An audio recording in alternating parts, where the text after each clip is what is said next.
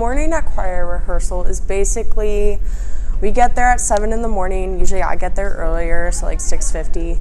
Basically, I get there and we just start right away, right at 7. And then Luong always says, if you're late, you're in the doghouse.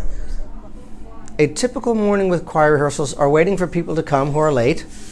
Usually there's the violin starting up, then there's the drummer coming in, and the singers, and the guitarist, and Mr. Buchek playing the piano.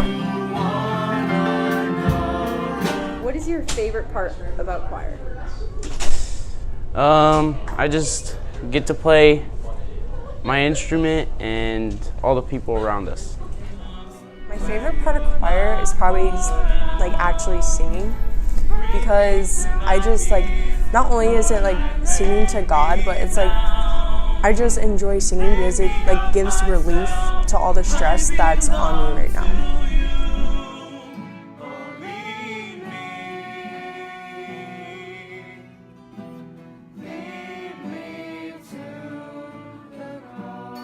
Finish the sentence, please.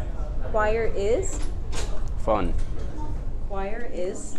Usually fun. Choir is eventful and really exciting, and it's like a family.